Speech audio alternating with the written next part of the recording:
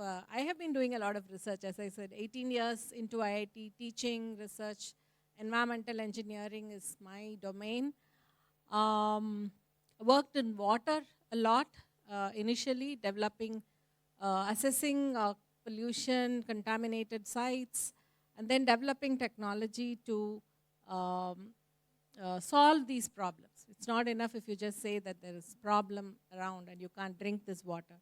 So we also develop a lot of technology as part of our MTech, PhD research. And also being in IIT, we get a lot of calls from the government to help them make decisions, be on their committee for their projects, and several things. But then you see, when you go there, it's like, no, there's a huge gap. You see a lot of technology in IIT system, but when you go to the government side, or even when you go to industrial visits, most often in the environmental field, in the process, they are highly advanced in terms of the tech. But when you look at their treatment plants or their waste management, it is like really 200 years old. No, there's no change happening there. And we all know that's why what happened to the environment as a result of all this, right? So it's both the government-related pollution, waste management is a government domain, wastewater is a government domain, industrial pollution. So we all know the way the planet is going. Again, climate is one thing because of the carbon emissions, but if you look at UNFCCC, they have prioritized 3 things as the causes for planetary crisis, triple planetary crisis, they call it. So climate is one thing, but we also have 2 other reasons for this crisis the planet is facing, which is pollution, contamination, land, water, air, food, everything is contaminated. And the third one is biodiversity loss, right? So biodiversity loss happens because these 2 things are happening, right? Uncontrollable at a very accelerated pace.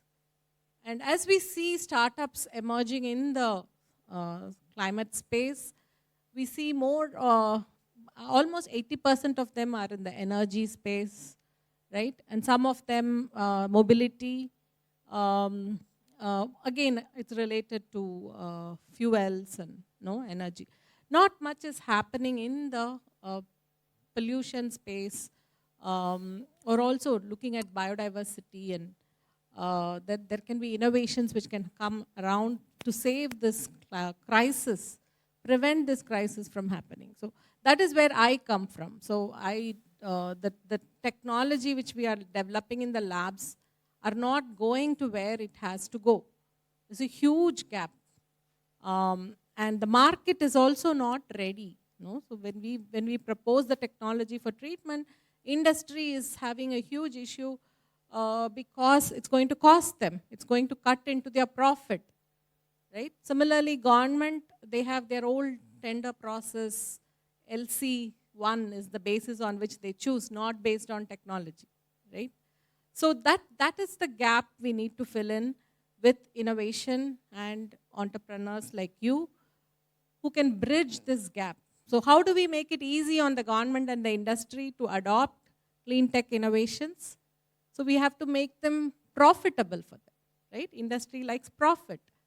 So innovation has to happen to come up with low cost, low energy solutions to solve these serious problems of pollution of our land, water, and ecosystem. How do we do that? Can we recover useful products? That's the only way in which we can show a profit while we are spending on treatment, right? So a lot of these innovative technologies which have been coming to Carbon Zero Challenge over the last 5 years, we see that they come in that space. Either they have a low energy, so low chemical, low impact, negative impact solution for the environment, or they have huge social impacts, huge health impacts, positive health impacts while implementing this technology. Or they recover value-added products from waste and wastewater So it makes there's a return on the investment for the company. So it is challenging. It is challenging to come up with, to meet all these targets and make environmental cleanup profitable for the industry or the government. So that is where we all have to work together, put our minds together, and that is the challenge we pose before our teams who come to Carbon Zero Challenge. So we have Carbon Zero has been going on for 5 years now, and we also started a lot of students from colleges come with ideas. Carbon Zero starts with a POC.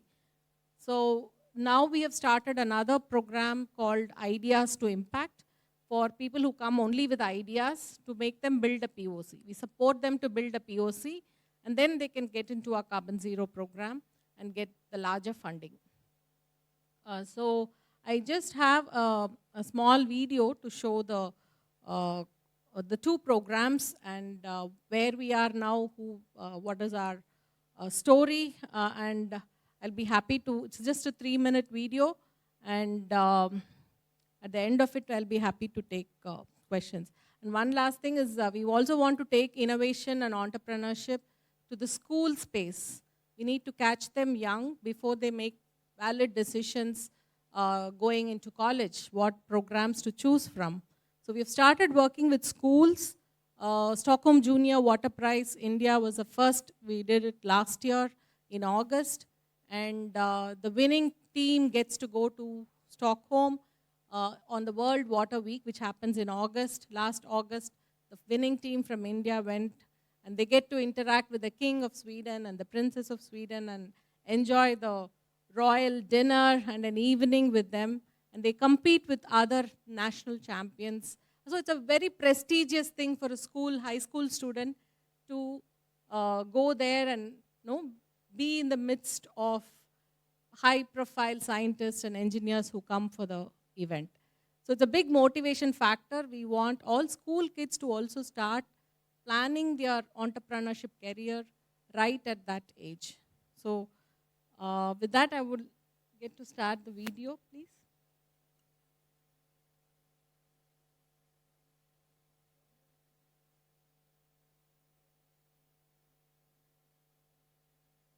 All of you.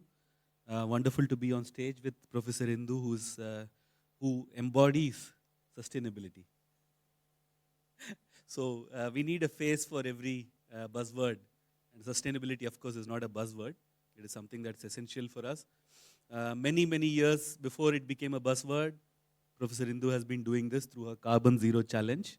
And some of the most impactful of my work, which is in terms of robots for rehabilitation of water and sewer lines, and also septic tank homogenization, trying to eliminate manual scavenging.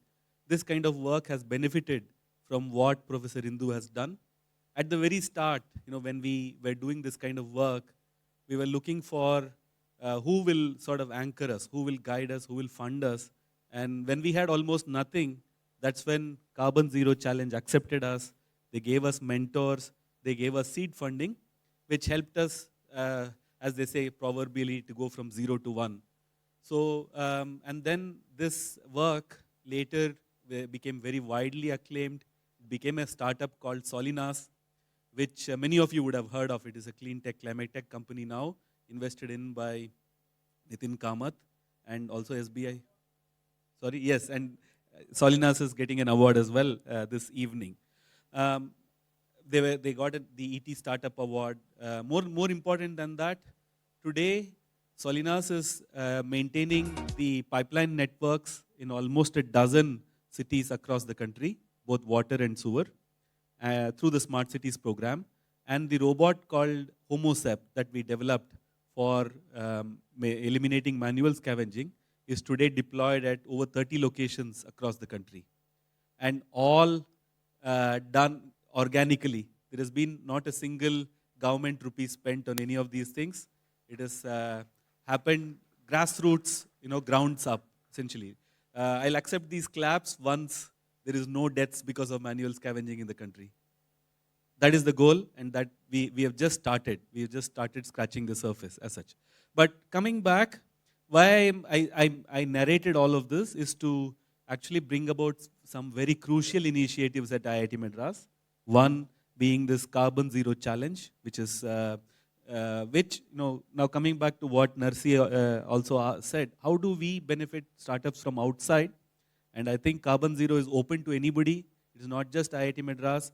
It is open to anybody with an idea in sustainability, and then the challenge sort of nurtures teams to make prototypes out of them.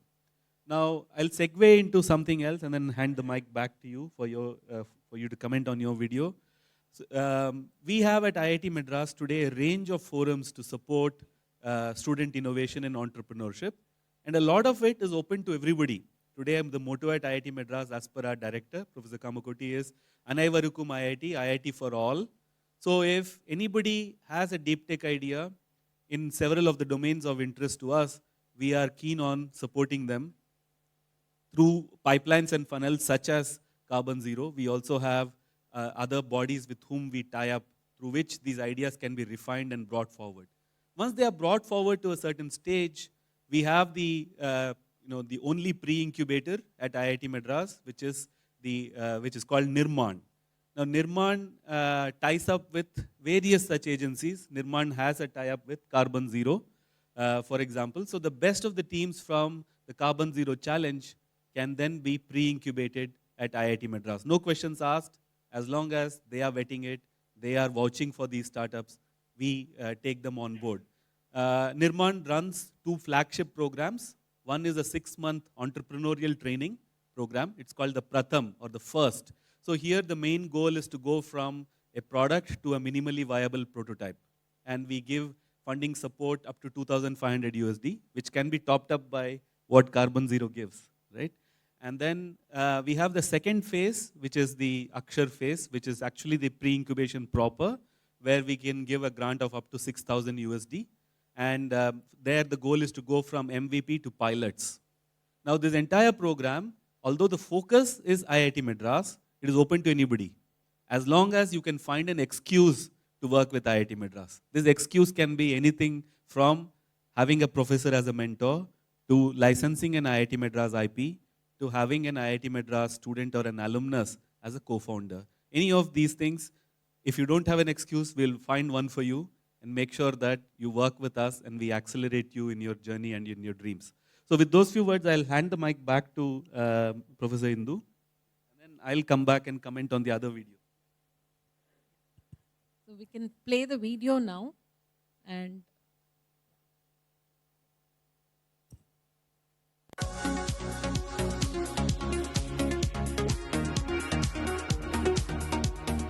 Carbon Zero Challenge is basically a contest to bring PhDs, MTechs, BTechs, faculty as mentors to work on these challenges we are facing. Basic issues in terms of water, sanitation, waste, air pollution and agriculture, which have not been addressed by the best minds in the country. So we encourage them to take their idea and bring it to us.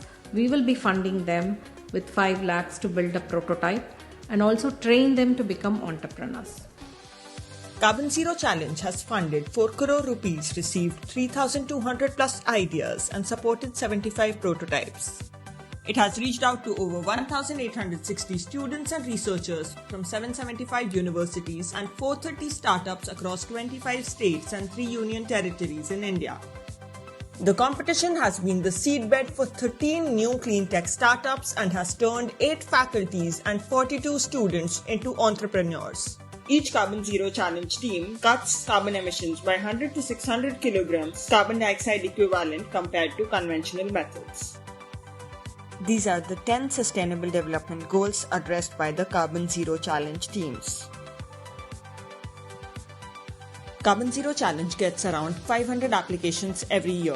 100 teams are shortlisted and are called for interviews. Then 25 teams are supported with funding and training. Out of these 25 teams, 5 teams are selected to get a startup funding of 10 lakhs each. Post Carbon Zero Challenge, over 25 teams have been incubated and more than 30 have been recognized at the national level in contests, subsequently winning numerous grants.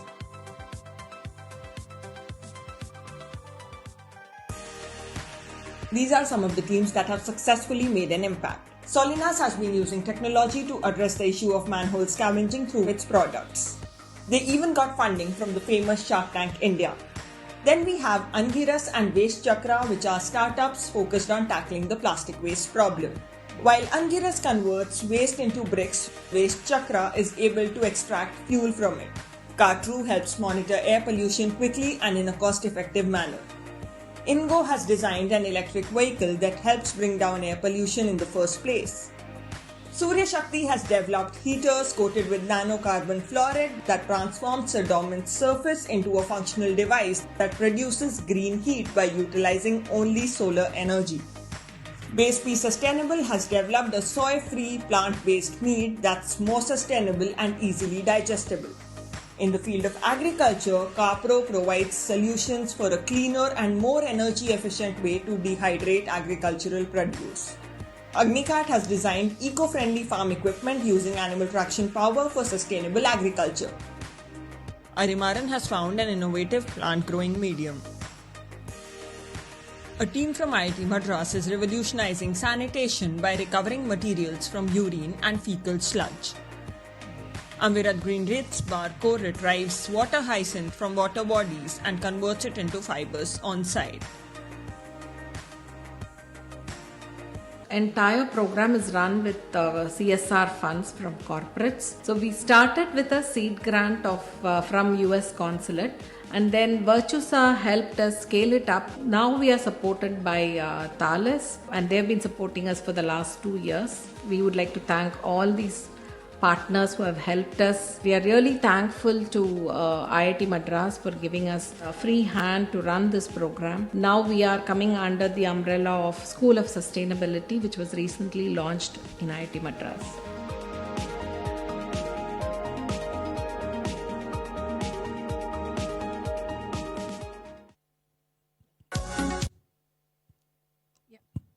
So as you can see, right now we have with 4 rounds, we have reached 125. We have supported 125 teams with 5 lakhs each. So it may be a small money for some of the startups here who are aspiring for bigger grants and in accelerator programs. But we are a pre-incubator. We want to support students at the very, very early stage where there is no incubator can come and support them. We don't take equity, or we don't look for IP, or there are no catches in this. You just have to come with an idea for saving the planet, and you will be in if the reviewers find it is a valid idea. And particularly for Carbon Zero, I said for ideas to challenge, you come with an idea, and for Carbon Zero, you come with a proof of concept from your own lab. So I would also like to take this opportunity to thank our sponsors, thank all our jury and reviewers who have toiled with us in shortlisting these teams. Many of them are from IIT Madras and IIT Madras alumni. Some of them are also here. So this is a great opportunity. Please pass on this message if you are already startups. Early stage startups are also welcome, who are looking for mentorship and some funding to take off. Along with that, school students at any level, undergrad, PG or PhD, are welcome to come, and we'll be launching the next round of Carbon Zero in October, end of October. So please encourage students to contact us if they are. There's a website. We will have all the information in the stall outside there. So, so please do support Carbon Zero by sending in teams. Thank you. You can play that video, a little bit of it. Yeah. So I do not have a video for our pre-incubation program, but I think this is more of talking about impactful work. So yeah, you can go a little bit forward.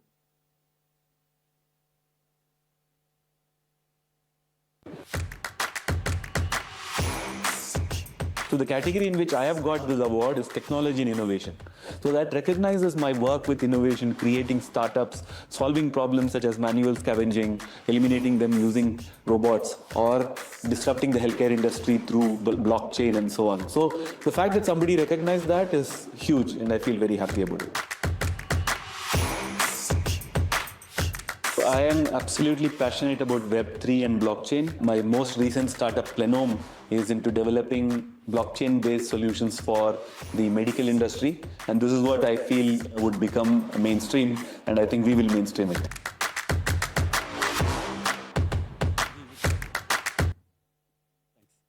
So I think the floor is now open to questions. We'll be happy to have some discussion.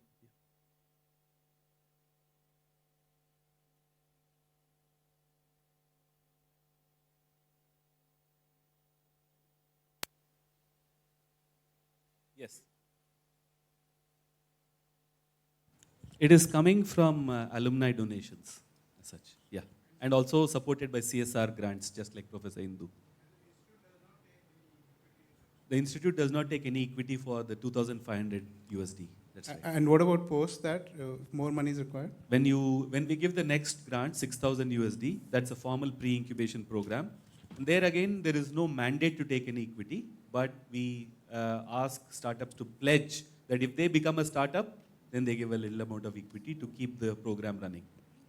So are they remotely incubated or physically incubated, or both of We them? would love them to be physically incubated, but we have not tried any remote so far. Okay. We will have to explore that. Right. Thank you, sir. Is it open only for students or individuals of other capacity? So that's an interesting question. As long as you're passionate as an entrepreneur, it is primarily for students who are in their second year or third year, or who want to start up, for example. But on the other hand, if you're a passionate individual who are looking for support, we are open. So one of the recent examples, an martyr from Indian Army, their son wanted to create a solution for the army, and he's a very meritorious student. He's graduated, but he has an idea that has been validated by many professors. So we are offering him a place in the next pre-incubation cohort. A non-IIT too? Yes, non-IIT as well. Are there workshop and working space facilities included? Absolutely. So our pre-incubator is co-located with our makerspace, the Center for Innovation, and the workshop is just a door away. So we have a bay dedicated to ourselves in the workshop, and so anybody who is pre-incubated has access to those facilities as well. We have a person who is employed who can machine things for you. We also have 3D printers, the electronics facilities and so on. The facilities are available. Yeah.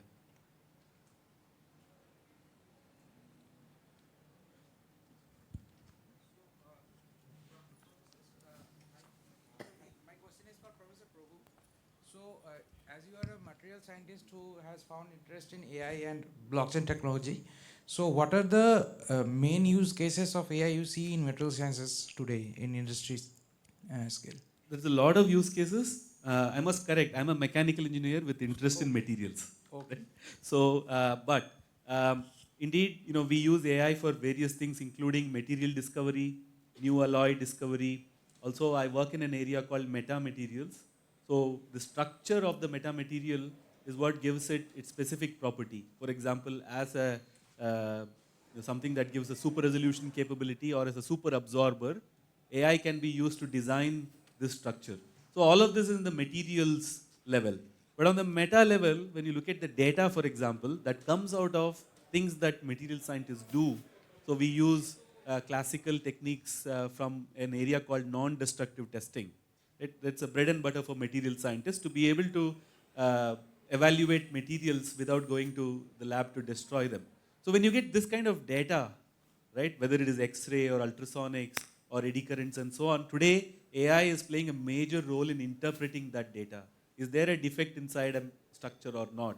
If I get a video run through, for example, the way Solinas is running a robot inside a pipeline and generating a terabyte of data, or Plan is another of my startups, sends a robot inside a tank and generates a gigabyte of data, let's say, we are using AI to run through those data and pinpoint where there is a defect right now, and in the future we want to do prognosis as well.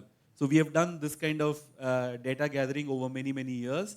And then the prognosis where it is going is, hey, in this geography, in this climatic condition, in this particular structure, you are going to expect defects, beware, plan in advance. So that's where AI is going. So AI is becoming fundamental to this whole branch as such. Thank you. My question is for Indu ma'am.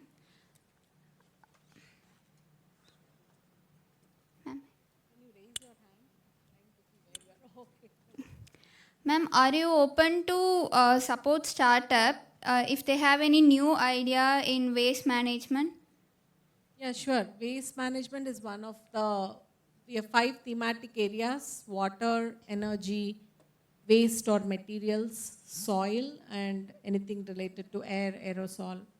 So very welcome. I think almost 30% of the startups we have supported are in the waste management. Okay.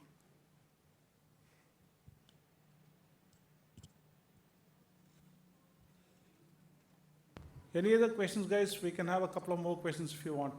Otherwise, you can, of course, meet them off the stage. You have a question, somebody? What's that? I had questions. Oh, you want to answer them? I'm privileged. Go ahead. Oh, you want me to repeat? Okay. I think you guys had already answered the questions. Let me ask the questions. 3 questions I had. One, I think Prabhu had already answered. How can non-IIT startups benefit? Second, also he has answered to some extent some of the projects where you have achieved significant impact. Maybe Intu, you can, if you wish to, you can answer that question. I think Prabhu's examples he gave are brilliant. And third was, this question I don't think either of you had answered. I know both of you work with the industry as well, right? But industry, I don't know if you're there in the morning when I gave my presentation. Industry is a different beast. Right? It's very complex, especially large companies. Have you guys been able to move the needle when it comes to these large industries, accepting innovations and integrating them in their processes? These are large companies, they take a lot of time, there is a lot of politics, there is a lot of conservatism.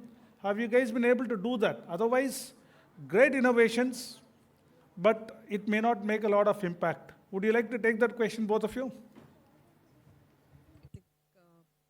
I think one success story I would say is an industry.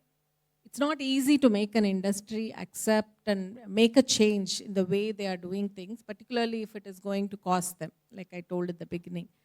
But we need the support of, like the innovation itself, like I told you, should be, should help them cut down the cost from the regular conventional methods.